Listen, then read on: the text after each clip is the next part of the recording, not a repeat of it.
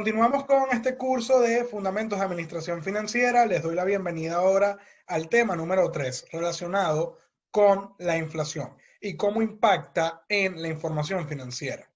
Ahora bien, entiendo que este tema ya es algo cotidiano en el día a día para el venezolano y estoy seguro que de alguna manera u otra lo han abarcado en otras materias. Y sí, honestamente, termina siendo algo cansón tener que verlo presente en todas partes. Y académicamente hablando también, pero es importante que ustedes, como parte de su formación, puedan tomar decisiones con los recursos financieros en entornos inflacionarios y también hiperinflacionarios. Entonces, claro, las reglas del juego de alguna forma van a cambiar. Y como les he comentado antes, yo no pretendo que ustedes sean unos expertos en análisis contable y en lo que sería el manejo de la información financiera, pero aquí sí quiero traerles algunos conceptos, algunas formulaciones y algunos, yo diría, temas prácticos que vamos a incorporar con esta variable macroeconómica. Ahora bien, para este tema, que también aprovecho para comentarles, es relativamente corto en comparación con el tema anterior. Yo lo voy a abordar desde dos perspectivas. Primero, desde lo que sería la toma de decisiones de inversión y consumo. A la vez voy a también mencionar algunos aspectos del financiamiento. Y por otro lado, ya luego vamos a entrar en lo que sería la actualización de la información financiera a nivel de presentación considerando esta variable. Entonces, antes de hacer el desglose, quiero traerles lo que serían algunas definiciones y luego vamos a ver algunas fórmulas que están asociadas a matemáticas financieras. Es importante que de alguna manera se vayan repasando estos tópicos. Aquí lo vamos a ver muy general, pero quiero que sepan desde ya que este es un tema que va a aparecer en el curso ya más adelante para otras evaluaciones. Pero bueno, definiendo lo que es la inflación propiamente, fíjense que lo que se dice, ¿verdad? Es que la inflación es el aumento, como dice aquí, un fenómeno caracterizado por el aumento generalizado y sostenido de los precios. Pero aquí quiero agregar que esto que acabo de leer es la consecuencia, no es la definición. Hay una causa que desencadena, esta situación. Y esto es producto de la emisión excesiva de dinero inorgánico que no está siendo respaldado por las reservas internacionales. Y lo que sucede es que en la economía hay mucho dinero circulando, la masa monetaria aumenta en proporción superior respecto a lo que es el aumento del aparato productivo del país. Por eso ven que el tema de inflación está muy ligado también con la productividad de los sectores económicos y se puede también asociar a la productividad de los empleados en las empresas. Esto genera este aumento y afecta e impacta en el poder adquisitivo de los agentes económicos para fines de consumo e inversión. Como les digo, también vamos a hablar de algunos aspectos de financiamiento y adicionalmente, que es la segunda parte de este tema, influye en la presentación de la información en los estados financieros.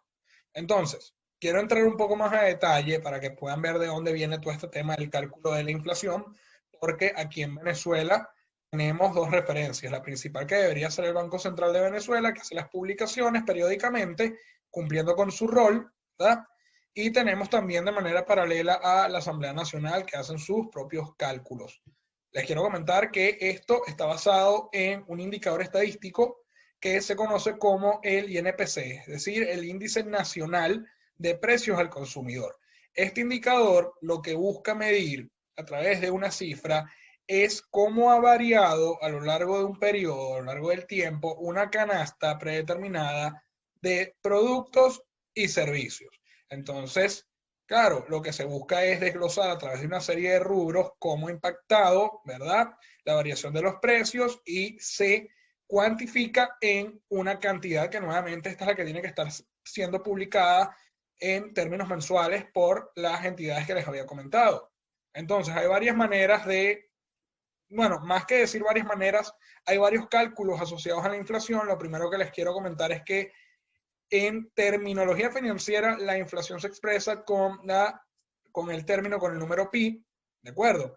La inflación de n, que es el periodo, es igual a el INPC del periodo actual entre el INPC del periodo anterior. Se maneja en meses, se puede manejar en años también. A este resultado le restan 1 y se multiplica por 100 porque termina siendo un porcentaje. ¿De acuerdo? Es una tasa. Entonces, si queremos calcular la inflación del periodo, se toma en cuenta esta formulación. También se puede determinar una inflación acumulada si comparamos el INPC actual versus un INPC origen o base. Por ejemplo, yo pudiera decir cuál ha sido la inflación acumulada entre diciembre 2019 versus diciembre 2007. Y puedo llegar a este cálculo. Claro, le resto 1 y lo multiplico por 100. También se puede hacer en términos interanuales porque podemos comparar los INPC año tras año. Es decir, yo pudiera tomar la variación del INPC del año 2019 versus el de 2018 y multiplicarlo por 100. Esto les puede servir para materias como compensación. Y claro, luego vamos a ver cómo incorporar esta cifra en diversos cálculos y a nivel de presentación de estado financiero. Ahora bien, ¿en qué afecta fundamentalmente la inflación en términos financieros? En primera instancia, y esto es algo que, como les digo, en esta economía vivimos todos los días, lo que se llama el poder de compra. El poder de compra genera valor y la disponibilidad del dinero para poder utilizarlo para invertir en algo, en algún negocio, en alguna acción, como también para poder gastarlo en comida, higiene, transporte, entretenimiento. Entonces, claro, el poder de compra del efectivo, y si lo asociamos a lo que es los sueldos, incorporamos los salarios, todos los beneficios, aplica para las prestaciones sociales, para las utilidades, para cualquier factura o cuenta por cobrar pendiente, también aplica para desde el punto de vista del financiamiento para la persona que presta dinero y se la tienen que devolver, pero entonces por eso ven que las personas que prestan dinero tienen un alto riesgo y suelen generar presión porque mientras más tarden en cobrar, menos poder adquisitivo van a poder tener con ese dinero. Y también aplica inclusive para algunas inversiones si van fluctuando en el tiempo. Ahora bien, claro, como les había comentado hace un momento, la capacidad para otorgar financiamiento comercial a nivel de proveedores de mercancía, como también el financiamiento financiero de la banca, o si se va a la bolsa de valores para emitir deuda, lo que serían los bonos. Evidentemente, le conviene al deudor, es decir, el deudor es la persona que necesita dinero y pide prestado para poder tomar decisiones. Entonces, claro, le conviene al deudor porque las cuotas que va a pagar a medida que pasa el tiempo a nivel de poder adquisitivo se va reduciendo y eventualmente se va a compensar con algún aumento de sueldo o algún aumento de ingresos que le va a permitir pagar una cantidad que cada vez se va volviendo más insignificante. Por eso ven que aquí en la actualidad en Venezuela el tema del financiamiento bancario está muy reducido, no solamente por temas del encaje legal, sino también por un tema de rentabilidad en los bancos, que sencillamente prestar en bolívares no tiene sentido. Entonces, claro, perjudica al acreedor, que son las instituciones o las personas que prestan el capital. Y claro, a nivel de empresas, a nivel contable, la inflación tiene aquí un rol porque impacta en la determinación razonable de las utilidades, de las ganancias. Entonces, claro, los saldos y la información financiera que se presenta, de alguna manera hay que incorporarle el efecto de la inflación. Y bueno, algo que va a ser un punto central aquí es el tema del mantenimiento del patrimonio. Porque de hecho, ¿qué sucede? Los accionistas y los dueños de negocio aportan un capital que evidentemente va perdiendo poder adquisitivo en el tiempo. Y para efectos de presentación, este se tiene que actualizar. Y esta es la razón por la cual vamos a hablar más adelante de lo que es la reexpresión de estados financieros o el ajuste o actualización por inflación de las partidas contables. Ahora bien, ampliando un poco más este espectro, estas definiciones, vamos a considerar dos conceptos claves.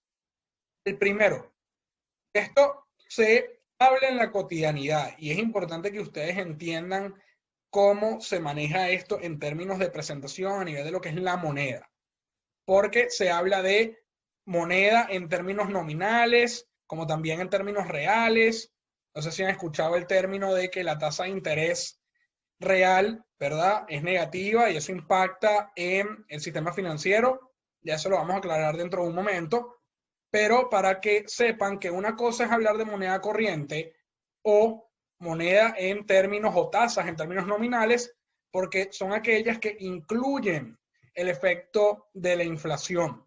Ya está incorporada por un tema de expectativa.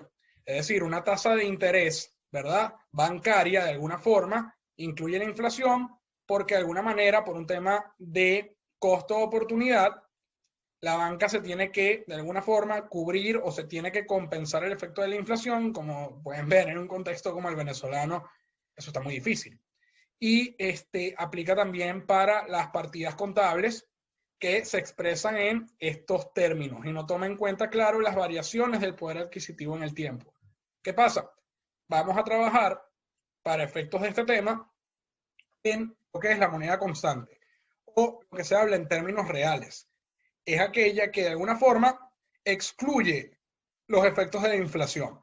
Entonces, al no considerar la inflación, de alguna manera se le extrae. Se puede medir el verdadero poder adquisitivo de la moneda en un periodo, y esto es redundante, por cierto, en un periodo determinado. Entonces, claro, la moneda de alguna forma se ajusta o se corrige. Y precisamente eso es lo que se tiene que hacer con la información financiera. Ahora bien, desde la perspectiva de la toma de decisiones para efectos de inversiones o para temas de planes de consumo, es importante traer a la mesa estas fórmulas matemáticas que hacen referencia a lo que se debió haber cubierto en matemáticas financieras. Yo simplemente voy a traer estas fórmulas generales y vamos a aplicarlas en un caso práctico. Es importante que ustedes sepan cómo, no solamente lo que son estas fórmulas financieras, sino cómo asociarlas con la inflación. ¿Por qué lo digo? Porque hay que entender que una cosa es expresar los valores en términos nominales y otra cosa es expresarlos en términos reales. Para calcular el valor final o valor futuro de una cantidad que se va a invertir, lo que se tiene que hacer es, este monto es el capital inicial o valor presente, se tiene que multiplicar por un factor de capitalización. Si se coloca a una tasa de interés o de rendimiento, entonces se capitaliza, se multiplica por el factor 1 más i, porque se le van incorporando los intereses en este valor en función al tiempo que tenga la operación, y por eso yo uso aquí la letra N de tiempo. También se suele utilizar la letra T. Entonces, ¿qué sucede? Podemos incorporar esta tasa de interés que está en términos nominales, incluye la inflación. Lo mismo aquí, si yo ya tengo este valor final, depende del ejercicio, y este valor ya incluye los intereses, entonces se le descuenta o se le extrae esta tasa de interés nominal, que incluye la inflación. Entonces, claro, para poder llegar a este valor, simplemente tomo este factor que está multiplicando y lo paso dividiendo al otro lado de la ecuación. Y despejo valor presente o actual. Ahora, esto es en términos nominales. Si yo quiero determinar cuál es mi flujo de caja real, es decir, yo quiero ver en el tiempo cómo impactó la inflación en este valor final que yo voy a recibir, entonces yo lo puedo calcular en términos reales. Si este valor final, que incluye intereses e incluye inflación, le descuento o le extraigo la tasa de inflación por el periodo determinado de la inversión, puedo saber el poder adquisitivo real de este valor, de esta cantidad que yo voy a recibir. Entonces es importante para que puedan ver cómo a nivel numérico la inflación impacta en el poder adquisitivo de el dinero. Ahora bien, si yo lo veo ahora desde la perspectiva de las tasas de interés o tasas de rendimiento, tenemos una tasa de interés nominal que incluye la inflación, que fíjense, es como si yo despejara de esta fórmula esta I minúscula. Ya les hice el despeje directamente. Básicamente lo que hay que hacer es dividir el valor final entre el valor presente y esta cantidad hay que sacarle la raíz enésima. N sería el tiempo de la operación. Va a depender en cuáles términos o frecuencia yo lo quiero expresar. Y a este valor se le resta 1. Como es una tasa, está sobreentendido, no lo incluyo aquí, que hay que multiplicarla por 100. Ahora, si yo a esta tasa nominal que incluye la inflación le quiero extraer ese factor para poder medir mi tasa de rendimiento en términos reales, Básicamente este factor, el 1 más i, es este que está acá en el paréntesis. Yo le tengo que extraer este factor de inflación y tengo que extraerle, tengo que quitarle la inflación a esta tasa y tenerla en términos, como decir, puros. Le resto 1 y luego ese valor, como es una tasa, lo multiplico por 100. Esta es la tasa de interés real y esta es la fórmula que se tiene que utilizar en la mayoría de los casos. Les explico por qué hago este inciso. Porque adicionalmente hay otra fórmula que es esta que ven acá, que es muy intuitiva y tiene lógica, porque piénsenlo así. Si yo quiero saber cuál es mi tasa en términos reales, basta con que a la tasa de interés nominal que tiene la inflación le reste la inflación. Pero tengo que hacer aquí la aclaratoria de que este cálculo funciona muy bien para economías estables. Eso significa para economías cuya inflación no es no es acelerada y no es muy significativa.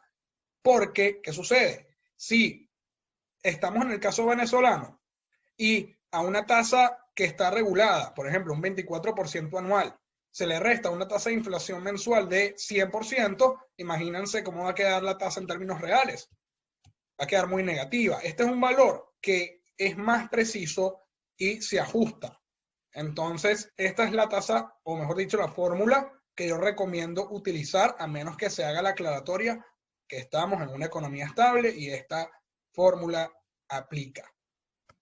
Por último, para concluir este video, les quiero dejar esta gráfica. Entiendo que está un poco desactualizada, pero lo que me interesa es que vean la tendencia, vean el comportamiento, porque mejor dicho, es a lo que me refiero cuando les comento que una de las cosas que ciertamente está impactando a nivel de otorgar financiamiento, gracias al tema de la inflación, es en la tasa de interés real. Aquí se habla de que es activa porque es aquella que otorga los bancos para todo lo referente a los préstamos. Entonces, claro, es la que tiene que pagar el cliente si va a acceder a algún tipo de financiamiento. Como pueden ver, a medida que aumenta la inflación, entonces la tasa de interés en términos reales baja. Porque, ¿qué sucede? ¿Cuál es la interpretación de esta fórmula? Aquí, efectivamente, si el valor de pi es más alto que el de i, entonces se puede concluir que la tasa de interés real va a dar negativo. Y eso significa, no es que el dinero perdió valor, sino que hay una pérdida en el poder adquisitivo o el poder de compra de ese dinero. Entonces, ¿cómo? Está dando negativo porque evidentemente las tasas de inflación mensuales superan las tasas de interés, las tasas de activas bancarias que de paso están reguladas. Entonces, efectivamente, no es rentable para las instituciones financieras dar financiamientos, sobre todo si hablamos de bolívares. Por eso se está manejando todo el tema del financiamiento en divisas. Entonces, la conclusión a la que pueden llegar con este cálculo, y lo vamos a ver más adelante en el ejercicio práctico, es que si la tasa de interés supera la tasa de inflación, hay una ganancia en el poder adquisitivo porque este rendimiento compensó la inflación. En cambio, si es al revés, entonces esta tasa no compensó la inflación y, claro, se genera un déficit, pero es de poder de compra respecto al periodo anterior. Por eso se calcula la inflación como vimos al comienzo, al final. Usualmente se puede calcular mes a mes, pero se pueden hacer evaluaciones al final de los periodos, al final del año normalmente. Entonces, bueno, ya con esto vamos a proceder con el ejercicio práctico, lo vamos a dejar para el próximo video. Y bueno, como siempre, te invito a dejar tu comentario, si te gustó el video y te pareció informativo, cuento con tu like y con tu suscripción en el Aula Financiera. Nos vemos entonces en el próximo video.